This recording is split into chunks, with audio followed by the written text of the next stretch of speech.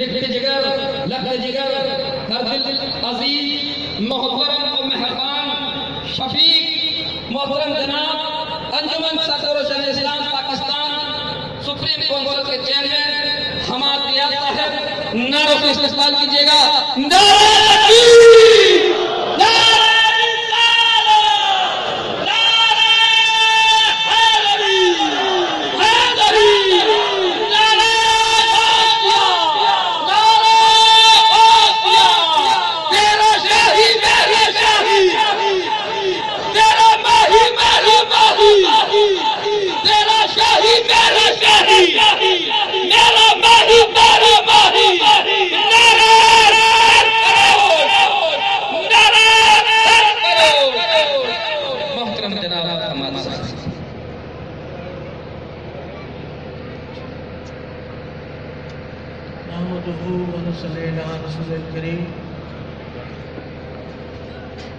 اما بعد فاعوذ باللہ من الشیطان الرجیم بسم اللہ الرحمن الرحیم.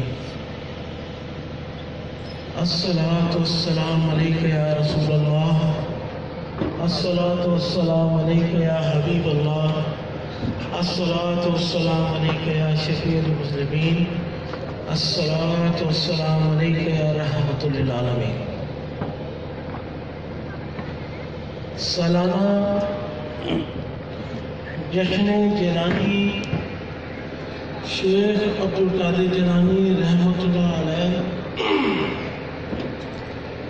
کی اس محفل میں آنے والے تمام مہمان، معزز مہمان، شرکا مجلس کو السلام علیکم. وعلیکم السلام. یہ مجلس کم و بیش 30 سے 36 سال پہلے پیر و مرشد حضرت سیدنا ریاض احمد گوہر شاہی نے اس کا آغاز کیا، اور یہ آغاز پیر و مرشد اور ان کے جیلانی شیخ عبدالقادر جیلانی ان کی محبت کے درمیان تھا.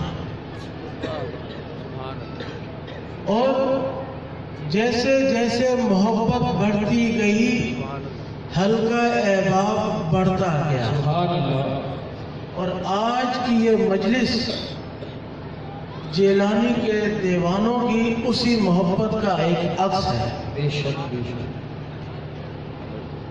حضرات محترم، اس تنظیم پر بہت نشیب و فراز آئے. کیوں؟ اس تنظیم کا نام انجمن سرفروش شان اسلام ہے. وہ لوگ کہ جو اللہ کا ذکر کرتے ہیں، انجمن سرفروش شان اسلام. وہ لوگ کہ جن کی صرف زبان ہی کلمہ حق نہیں بیان کرتی، بلکہ ان کے قلوب بھی کلمہ حق بیان کرتے ہیں. انجمن سرفروش شان اسلام وہ لوگ جو محض درباروں پر میلے دیکھنے کے لیے، سرکس دیکھنے کے لیے، بھنگ چرس اس کام کے لیے نہیں جاتے، بلکہ اہل دربار کے فیض و برکات حاصل کرنے کے لیے ان درباروں کی حاضری کرتے ہیں. یہ ہے انجمن سرفروش شان اسلام. انجمن سرفروش شان اسلام کے کارکنان، پیر و مرشد کے مریدین جب کسی دربار میں جایا کرتے ہیں تو وہاں ماربل کو دیکھ کے نور حاصل نہیں کرتے، وہاں بڑے بڑے گنبدوں کو دیکھ کر نور حاصل نہیں کرتے، بلکہ اس مزار والے کی جو فیض تھا، جو تعلیمات تھی، اس کو عمل کر کر اپنے دل کو اللہ کے نور سے بیدار کرتے ہیں. یہ ہے انجمن سرفروش شان اسلام. انجمن سرفروش شان اسلام پر بہت سارے الزامات بھی لگے کہ انجمن سرفروش شان اسلام کے بانی و مرشد، بانی و سرپرست اعلیٰ حضرت سیدنا ریاض احمد گورشید نے کہ شاید نعوذ باللہ کہ کہیں نبوت کا دعویٰ کر دیا ہے. اس جھوٹے نام نہاد دعوے کو آپ نے مسترد فرمایا کہ آقا دو عالم حضرت محمد مصطفیٰ صلی اللہ علیہ وسلم کے بعد اگر کوئی شخص نبوت کا دعویٰ کرتا ہے تو وہ کافر و زندیق ہے، اس کے ماننے والے بھی کافر و زندیق ہیں. اور جو اس کے اس عمل پر یا اس جھوٹے پروپیگنڈے کو عوام میں پھیلاتا ہے، منفی پروپیگنڈا کرتا ہے، تو وہ کافر تو نہیں ہوا، زندیق تو نہیں ہوا، لیکن ان کے قریب ہو گیا. کیوں؟ کیونکہ جھوٹے پروپیگنڈے کو عوام میں لے کے جانا، عوام کو گمراہ کرنا بھی کفر کا ایک رتبہ لگتا ہے. پھر جب پیر و مرشد نے اس کی بارہا وضاحت کی تو جب شیطانی ٹولے کو محسوس ہوا کہ یہ ہمارا وار تو اب نہیں چلا، تو اس نے یہ کہا کہ انہوں نے مہدی ہونے کا دعویٰ کر دیا. انہوں نے پھر یہ الزام لگایا. ارے بھائی، میں آپ لوگوں سے یہ سوال کرتا ہوں کہ اگر جو یہاں پر اپنے اپنے گھر کے سربراہ ہوں گے، جب اپنے گھر میں کوئی خوشی لاتے ہوں گے تو پھر سب سے پہلے اپنے بچوں کو بتاتے ہوں گے کہ میں اپنے گھر میں یہ خوشی لایا. پھر اپنے دوستوں کو بتاتے ہوں گے کہ میں اپنے گھر میں یہ خوشی لایا. پھر اگر صاحب حیثیت ہیں تو اس خوشی کا ڈھنڈورا پیٹتے ہوں گے کہ میں اپنے گھر میں یہ خوشی لایا. اگر میرے مرشد نے، میرے والد نے مہندی کا دعویٰ کیا ہوتا تو مجھے بچے کو تو بتاتے، ارے اہل خانہ کو تو بتاتے، ارے دوستوں کو تو بتاتے. جب دوستوں کو نہیں بتایا کہ ہم امام مہدی ہیں، گوھر شاہ نے اپنے بچوں کو نہیں بتایا کہ ہم امام مہدی ہیں، تو شیطانی ٹولے کے کیا کان میں جا کے کانا پھوسی کی تھی کہ بھئی ہم امام مہدی ہیں، تم بلبلہ کرو اس چیز کا.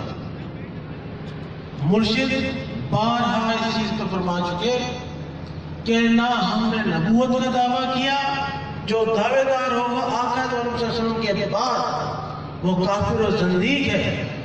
اور نہ ہم نے امام مہدی کا دعویٰ کیا. کیوں؟ کیونکہ امام مہدی رب کی طرف سے آئے گا، اس کا دعوے دار خود خدا ہوگا. تو جو اللہ کی طرف سے امام مہدی ہوگا اس کو اللہ منوائے گا، اور جس کو اللہ منوائے گا وہ صرف پاکستان کا مہدی نہیں ہوگا، انڈیا کا مہدی نہیں ہوگا، ایران کا مہدی نہیں ہوگا، وہ ذرے ذرے کا مہدی ہوگا. تو جس کو اللہ منوائے گا اس کو ماننا پڑے گا سب کو.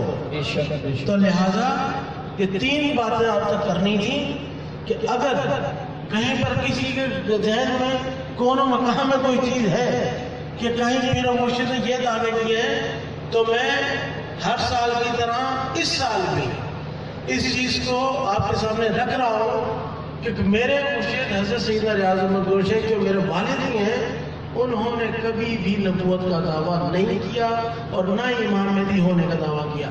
ہاں، آپ نے امام مہدی کی نشانیاں ضرور بتائی، جس طرح سے ڈاکٹر اسرار احمد نے بیان کی، جس طرح سے منہاج القرآن کے طاہر القادری نے بیان کی، جس طرح سے نقشبندی سلسلے کے امام شیخ ناظم قبانی رحمۃ اللہ علیہ نے بیان کی، ان کے جانشین شیخ حشام قبانی بیان فرما رہے ہیں.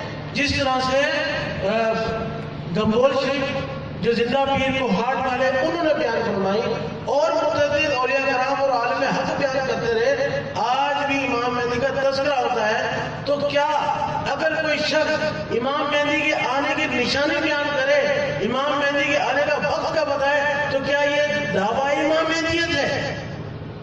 اگر میں یہ کہوں کہ کل یہاں سے کور کمانڈر گزرے گا تو کیا بولنے والا کور کمانڈر ہو جائے گا؟ اگر میں یہ کہوں کل یہاں سے وزیر اعظم گزریں گے، اس گاڑی میں ہوں گے، یہ حلیہ ہوگا، اس طرح سے بات کریں گے، تو کیا کہنے والا وزیر اعظم ہو جائے گا؟